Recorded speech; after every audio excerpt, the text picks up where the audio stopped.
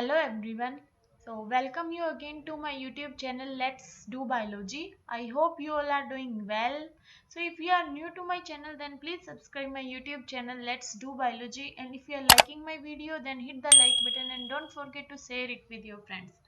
So before starting the video, let me introduce myself. So myself Archana, and I am research scholar in IIC Bangalore. So I qualified GATE with All India rank 28, and along with it I also qualified DBT JRF and NET JRF also. सो मैं इस video में आपको बताने वाली हूँ कि आपको किस तरह से डिफरेंट एमएससी में एडमिशन लेने के लिए डिफरेंट एंट्रेंस एग्जाम को क्रैक करने के लिए क्या प्रिपरेशन स्ट्रेटजी फॉलो करना चाहिए. How I get all India rank 2 in DU entrance exam or in other various exams like in Central University also. I got all India rank like 2, 3, 4, 5 in various university when I applied there. In Punjab Central University for MSc Geology, there also I got all India rank 4 or 5 like something. Okay so इस video में मैं बताऊंगी कि किस तरह से आपको कौन से चैप्टर में कितना पार्ट करने की जरूरत है और कौन सा अच्छे से ध्यान से करना चाहिए. सो ये डिफरेंट एमएससी के एग्जाम्स लाइक मैंने मेंशन भी किया सीयूईटी गेट बी आईआईटी जब और अदर स्टेट यूनिवर्सिटी एग्जाम भी हेल्प करेगा आपको. ठीक है, जैसे मैंने बैकग्राउंड में लगाया ये आप देख रहे होंगे कि पाथफाइंडर का है. मैंने अपने जब एमएससी के लिए प्रिपेयर कर रही थी एंट्रेंस एग्जाम में मैंने बस इसी को पढ़ा था मोस्टली पाथफाइंडर को ही. ठीक है, सो अभी मैं आपको बताऊंगी कि उसमें से आपको क्या क्या करना है और क्या क्या छोड़ सकते हैं. एंड मैंने यहाँ पे ये 8th एडिशन का लगाया है बैकग्राउंड में, but at that time I follow 4th edition. मेरे पास उस टाइम 4th एडिशन था and that was enough for like to crack MSc entrance exam. Okay, so आप पुराने एडिशन को भी फॉलो कर सकते हो. So let's get start now. सबसे पहले हम देखते हैं कि बायोकेमिस्ट्री में आपको क्या करने की जरूरत है. सबसे पहले आता है अमीनो एसिड एंड प्रोटीन्स, जिसमें आप अमीनो एसिड के स्ट्रक्चर पढ़ते हैं और उनके लाइक कोड पढ़ते हैं और लाइक पीआई आइसोइलेक्ट्रिक पॉइंट कैसे निकालते हैं, पीएच क्या होता है, ये सब पढ़ते हैं अमीनो एसिड्स में. ठीक है, सो वो सब आपको बहुत अच्छे से पता होना चाहिए. पेप्टाइड बॉन्ड और जैसे इसमें ओमेगा और साई आता है उसको तो बहुत अच्छे से याद कर लेना कि ओमेगा और साई किन किन के बीच में एंगल होता है.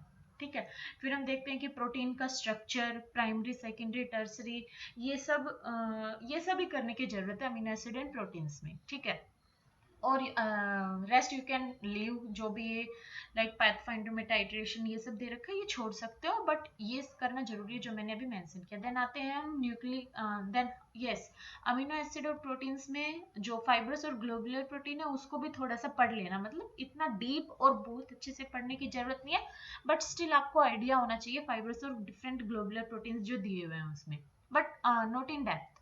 Okay okay, then further just jump to nucleic acids. Nucleic acid में उनका स्ट्रक्चर्स, न्यूक्लिक एसिड का लाइक न्यूक्लियोटाइड्स में क्या होता है, न्यूक्लियोसाइड्स में क्या होता है. देन चार्गेफ रूल्स, डीएनए का स्ट्रक्चर जिसमें डिफरेंट टाइप के डीएनए. ठीक है, and then jump to carbohydrate. Carbohydrate में भी आपको different carbohydrates like monosaccharide, oligosaccharide, heterosaccharides इन सबको पढ़ना है और ये पता होना चाहिए कि कौन सा मोनोसेकेराइड है, डाइसेकेराइड है और हेट्रोसेकेराइड है. ठीक है, हेट्रोपोलीसेकेराइड है. और उसमें भी फिर पता होना चाहिए कि रिड्यूसिंग और नॉन रिड्यूसिंग शुगर. जो जो बताते जा रही हो इनको नोट करते जाना कि कौन कौन सा टॉपिक आपको पढ़ना है. ठीक है, ये सब पढ़ना है इसमें. देन हाँ, ग्लाइकोसिडिक बॉन्ड भी पढ़ना है कि कौन सा कॉन्फ़िगरेशन होता है डाइसैकेराइड्स में, डिफरेंट टाइप के माल्टोज सुक्रोज, इन सब में कौन सा कॉन्फ़िगरेशन होता है. ठीक है, ग्लाइकोसिडिक बॉन्ड का. Then next lipids.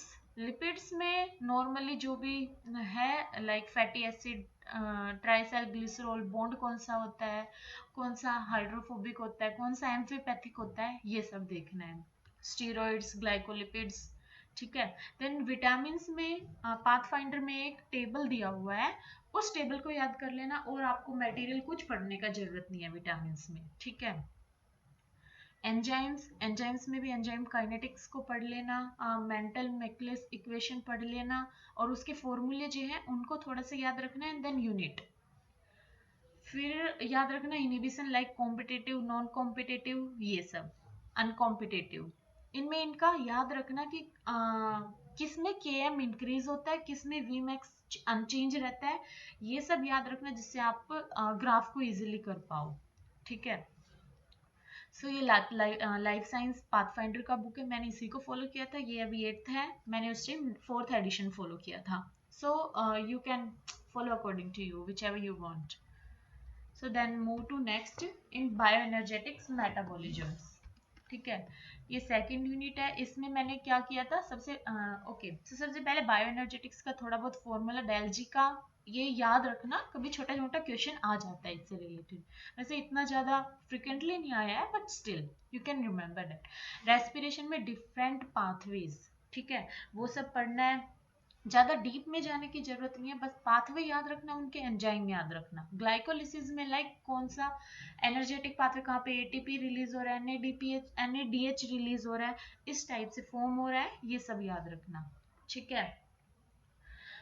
Different pathways पढ़ने हैं जो नॉर्मल है, glycolytic pathway, then Krebs cycle, oxidative phosphorylation वाला, फर्मेंटेशन, सटल सिस्टम जो भी है इसमें, वो सब कुछ एक्स्ट्रा पढ़ने का जरूरत नहीं है, बस जो मैंने मेन पाथ है बताया बस यही पढ़ना। ठीक है।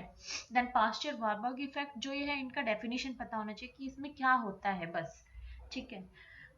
Then next,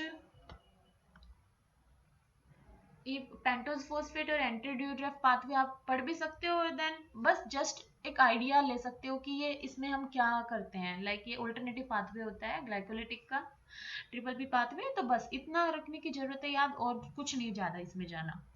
then photosynthesis, at that time I don't read this topic photosynthesis, but if you are going through life science paper then you can read the pathways. Okay, sorry photosynthesis पढ़ सकते हो अगर life science में है, zoology में आपको इसको पढ़ने का जरूरत नहीं है। Then next is metabolism. Metabolism में कार्बोहाइड्रेट इंपॉर्टेंट है, कार्बोहाइड्रेट का आपको पता होना चाहिए, ग्लूकोनियोजेनेसिस और ग्लाइकोजन मेटाबॉलिज्म। ठीक है। लिपिड का ज्यादा पढ़ने का जरूरत नहीं है। ठीक है, बस फैटी एसिड ऑक्सीडेशन में याद रखना कितना एटीपी फॉर्म होता है। लिपिड के में यही जरूरी है, और आपको पढ़ने का स्किप कर सकते हो, मैंने क्योंकि नहीं पढ़ा था उस टाइम। ठीक है। देन अमीनो एसिड मेटाबॉलिज्म, ये भी मैंने नहीं पढ़ा था, मैंने देखा तक भी नहीं था, तो इसको भी आपका विषय है, अगर आप करना चाहो तो कर सकते हो, otherwise you can leave it. And then also nucleotide metabolism I haven't gone through at that time. Okay, so then move to next is cell biology. And in cell biology आपको प्लाज्मा मेम्ब्रेन बहुत अच्छे से पढ़ना है। ठीक है, plasma membrane का structure क्या होता है, इसमें जो हाइपोथेसिस दिया हुआ था वो भी पढ़ना है कि कैसे किससे फॉर्म होता है प्लाज्मा मेम्ब्रेन, कॉन्स्टिट्यूएंट क्या होता है। ठीक है। देन ट्रांसपोर्ट, प्लाज्मा मेम्ब्रेन के अक्रॉस ट्रांसपोर्ट, ये बहुत जरूरी है। ठीक है, डिफरेंट टाइप का ट्रांसपोर्ट सिस्टम।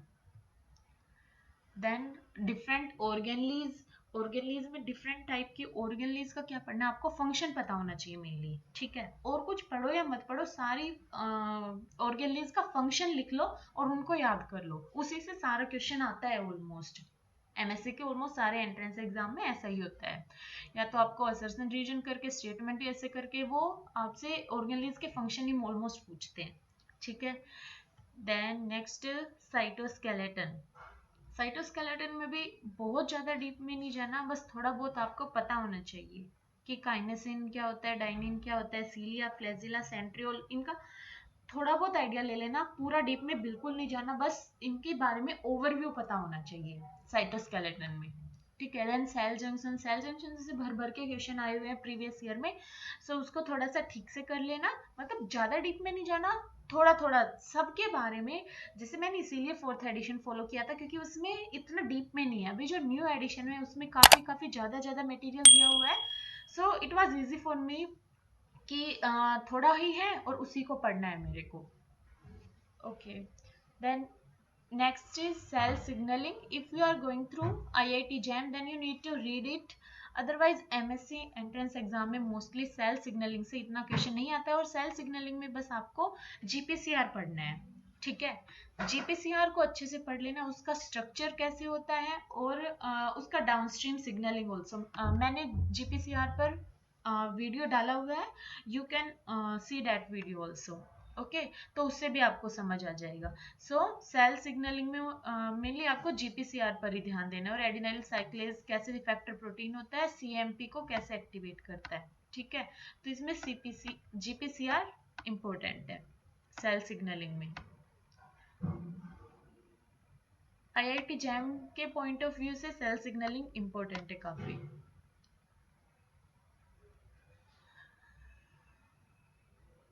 और इसमें लाइक सिग्नल रिसेप्टर के बारे में भी पढ़ लेना थोड़ा सा, ठीक है। उसका भी मैंने वीडियो 2-3 स्टार्टिंग का जो वीडियो है वो इम्पोर्टेंट है एमएससी के लिए, एंट्रेंस एग्जाम्स के लिए। Then next is cell cycle और डिवीजन। सेल साइकिल में हम डिवीजन में हम पढ़ते हैं मियोसिस और माइटोसिस। उसमें भी आपको बहुत ज़्यादा डीप में जाने की नहीं है, सारे स्टेप पढ़ लेना मियोसिस मायोसिस के, और उनमें कौन सा प्रोसेस हो रहा है, ठीक है, वो पता होना चाहिए। तो इसमें इतना ही करने की जरूरत है। आगे एपोप्टोसिस और cancer I haven't read at that time, but if you want then you can read that. But इतना क्वेश्चन नहीं आता था डीयू में, क्योंकि वो उसका सिलेबस का पार्ट नहीं था, so I don't read it. Then next is prokaryotes and viruses. Prokaryotes और वायरसेस ज़्यादा पूरा बिल्कुल पढ़ने की जरूरत नहीं है, बस उसमें प्रोकैरियोट्स का जर्नल फीचर देख लेना, कि प्रोकैरियोट्स यूकैरियोट्स से कैसे डिफर करता है, उसका जर्नल फीचर क्या है, ठीक है। And then horizontal gene transfer. Horizontal gene transfer में डिफरेंट टाइप का ट्रांसफॉर्मेशन, ट्रांसडक्शन और कॉन्जुगेशन, ये आपको पता होना चाहिए। कभी कभी मैपिंग से छोटा क्वेश्चन आ जाता है, वैसे ज़्यादा बड़ा तो नहीं आएगा, बस छोटा आ जाता है। सो एक बार हॉरिजॉन्टल जीन ट्रांसफर को भी देख लेना, ठीक है। Then this topic is very very very important, ठीक है। एंटीबायोटिक्स, एंटीबायोटिक्स का एक लिस्ट मिलेगा इस चैप्टर में, उसको बहुत अच्छे से पढ़ना, बहुत अच्छे से मतलब बहुत ही ज़्यादा, इससे क्वेश्चन आता ही रहता है रिपीटेडली। ये मोल बायो में भी इंक्लूड होता है और यहाँ पे प्रोकैरियोट्स एंड वायरस में भी इंक्लूड होता है। सो दोनों जगह के टॉपिक को कवर कर देगा, वहाँ आपको इसको पढ़ने का जरूरत नहीं पड़ेगा मोल बायो में। सो यहीं पे क्योंकि उसमें रेप्लिकेशन, ट्रांसक्रिप्शन और ट्रांसलेशन के डिफरेंट एंटीबायोटिक्स दिए हुए हैं, सो यहीं पे पढ़ लेना, डिफिकल्टी नहीं होगी। देन वायरस के बारे में थोड़ा सा पढ़ लेना, आपको ज़्यादा इसका बिल्कुल नहीं पढ़ने की जरूरत है, लाइक उनका स्ट्रक्चर क्या होता है, फिर उसमें जैसे प्राइम्स वीडियोट्स आ जाते हैं उनके बारे में, कि उनका जेनेटिक मटेरियल क्या होता है और प्रोटीन कवरिंग होती है या नहीं होती है, जस्ट इतना देखना, ठीक है। वायरस में भी ज़्यादा जाने की जरूरत नहीं है। Then goes to immunology. Immunology में पढ़ना इनेट और अडेप्टिव इम्यूनिटी, इनका डिफरेंस, कि क्या डिफरेंस होता है दोनों में। देन एंटीजन का स्ट्रक्चर और एंटीजन के बारे में थोड़ा बहुत देख लेना, मतलब लाइक मेरे टाइम पे क्या हुआ था, इम्यूनोलॉजी से एक भी क्वेश्चन ही नहीं आया था, ठीक है। बट ऐसा नहीं है, अभी मैंने लास्ट ईयर का क्वेश्चन सोल्व किया हुआ है, तो उसमें काफी क्वेश्चन इम्यूनोलॉजी से आए हुए हैं, and it is quite most interesting also. Okay, then antigen के पास मेजर हिस्टोकम्पेटेबिलिटी कॉम्प्लेक्स एमएचसी, इसके बारे में आपको पता होना चाहिए कि CD4 और CD8 जो होता है वो MHC1 को रिप्रेजेंट करता है या MHC2 को करता है, ठीक है। और पाथवे का बस ओवरव्यू देख लेना, जो हमारा स्ट्रक्चर दिया होता है ना, डायग्राम दिया होता है, डायग्राम से बहुत अच्छे से समझ आ जाएगा। अगर समझ में नहीं आता है तो आप कमेंट बॉक्स में लिख सकते हैं, मैं आपको समझाने का ट्राई करूंगी, एंड आपको आई विल ट्राई कि you will get it clear, ठीक है। सो एमएचसी में भी आपको डायग्राम से समझ लेना दोनों का डिफरेंस, और वो बहुत अच्छे से याद होना चाहिए, उसमें कंफ्यूज मत होना, ठीक है। देन इम्यूनोग्लोबुलिन का स्ट्रक्चर और फंक्शन, ये भी बहुत इंपॉर्टेंट है। इम्यूनोग्लोबुलिन से क्वेश्चन आता ही है, लास्ट ईयर में भी, अभी मैंने जो सोल्व किया अभी इस ईयर का रिसेंट का, उसमें भी इम्यूनोग्लोबुलिन से क्वेश्चन आया हुआ है, ठीक है। तो डिफरेंट टाइप का इम्यूनोग्लोबुलिन, उनके बारे में, एंड देन उनका प्रॉपर्टीज, और कैसे डिस्कवर हुआ कौन सा प्रोटीन, जैसे वो पेप्सिन, पेपेन, मरकप्टोइथेनॉल, इनका जो एक्सपेरिमेंट है वो वाला, उससे क्वेश्चन अभी आया हुआ था रिसेंट में, ठीक है। तो इम्यूनोग्लोबुलिन अच्छे से पढ़ना। Then B and T cell maturation, इसका मैं बोलूंगी ये आपको इतना डीप में जाने की जरूरत नहीं है, बस आपको पता होना चाहिए कि बी और टी सेल मैचुरेशन होता कैसे है, ठीक है। Then kinetics of antibody response, इसमें आ जाता है प्राइमरी रिस्पॉन्स और सेकेंडरी रिस्पॉन्स, इनका डिफरेंस अच्छे से याद कर लेना, ये क्वेश्चन आता है, ठीक है। कि प्राइमरी में कौन सा एंटीबॉडी इम्यूनोग्लोबुलिन मेजर होता है, सेकेंडरी में कौन सा होता है, और किसका टाइम ज्यादा होता है, लेटेंट फेज और लाइक दिस, ठीक है। देन कॉम्प्लीमेंट सिस्टम में भी आपको आइडिया होना चाहिए, but you don't need to get in detail. ठीक है, तीनों जो टाइप का होता है हमारा क्लासिकल और भी, उनमें आपको ज्यादा डीप नहीं जाना, बस पढ़ लेना थोड़ा सा ऊपर ऊपर से, जनरल आइडिया होना चाहिए इसका। जो इंपॉर्टेंट टॉपिक बोल रही हूँ उनको आप स्किप नहीं कर सकते, और जो मैं बोल रही हूँ ओवरव्यू की जरूरत है तो उसको रीड कर लेना, बट याद रखने का ज्यादा जरूरत नहीं है। अगर आया भी तो you can attempt that. Okay, so final is hyper sensitivity. ये छोटे छोटे तीन टॉपिक है, इनसे भी क्वेश्चन आ जाता है, जैसे ऑटो इम्यूनिटी से मोस्टली आ जाता है, आइसोजेनिक, ऑटोजेनिक, एलोजेनिक, ये करके डेफिनेशन करके पूछ लेते हैं। ठीक है, तो इसके बारे में आपको पता होना चाहिए। देन एग्जाम, इसका एग्जाम्पल भी ऑटो इम्यूनिटी का भी, and then immuno deficiency disease का भी, इनके एग्जाम्पल मोस्टली पूछे जाते हैं, मैच में भी आ जाता है, ये प्रीवियस ईयर में भी आए हुए हैं। ठीक है, तो इस तरह से ये रखना याद। हाइपर सेंसिटिविटी, चारों हाइपर सेंसिटिविटी, इसमें पाथफाइंडर में डायग्राम दिया हुआ है, अगर आप पढ़ना नहीं चाहते तो डायग्राम देख सकते हो। ठीक है, देन वैक्सीन, वैक्सीन का भी ज्यादा याद पढ़ने का जरूरत नहीं, और अगर आप चाहो तो स्किप भी कर सकते हो। Then diversity of life, diversity of life में हम पढ़ते हैं मेनली टेक्सोनोमी। टेक्सोनोमी थोड़ा छोटा सा ही पार्ट है तो उसको रीड कर लेना, एंड देन आप और जो पार्ट है उसको स्किप कर सकते हो, क्योंकि मैंने नहीं पढ़ा था जो फाइव किंगडम सिस्टम है, उसमें मैंने सिर्फ एनिमेलिया पढ़ा था। ठीक है, because my background is zoology, so मैंने एनिमेलिया ही पढ़ा था। एनिमल्स क्लासिफिकेशन भी मैंने कहाँ से पढ़ा था, अनीता सेगल से पढ़ा था। ठीक है, इस बुक को फॉलो किया था मैंने सिर्फ स्पेसिफिकली इस टॉपिक के लिए। और इसके अलावा मैंने सारा पाथफाइंडर से पढ़ा था एक्सेप्ट दिस वन, ये मैंने अनीता सेगल से पढ़ा था, क्योंकि पाथफाइंडर में इतना डीप में नहीं दिया हुआ है, और क्वेश्चन काफी अच्छा आता था उस टाइम। लाइक अगर हम बीएचयू का देते थे तो उसका भी अच्छे से क्वेश्चन पूछा जाता था, तो इसलिए बीएचयू का देखते हुए मैंने अनीता सेगल से किया था। ठीक है, मेरा बीएचयू में भी हो गया था। सो अनीता सेगल को फॉलो करना एनिमल्स क्लासिफिकेशन के लिए, इसमें अच्छे से सारा किंगडम क्लासिफिकेशन सबके बारे में दिया हुआ है, और if you want then you can attempt the question from this book also. ठीक है, इसमें बहुत सारा भर भर के क्वेश्चन दिया हुआ है, इतना सारा करने का जरूरत नहीं है। Eight that time I did question from pathfinder only, एक डिफरेंट बुक आता है पाथफाइंडर का, उसी से मैंने क्वेश्चन भी सॉल्व किया था। And one more important thing कि अगर आप किसी भी एंट्रेंस एग्जाम का प्रिपरेशन करते हो तो उसके लिए आपको पीवाईक्यू करना बहुत जरूरी होता है। जितना भी पीवाईक्यू मिले you will solve that. Okay, किसी भी एंट्रेंस एग्जाम्स का हो, प्रीवियस ईयर का ऑलमोस्ट 10 ईयर का सोल्व करो, और भी अगर किसी भी पढ़ने से अच्छा जितना क्वेश्चन प्रैक्टिस होगा उतना अच्छा रहेगा। Okay, so thank you for watching my video. If you are liking my video, then hit the like button and share it with your friends. In next part I will discuss the rest part of this syllabus. Okay, thank you. Till then, take care. We'll meet you in next video.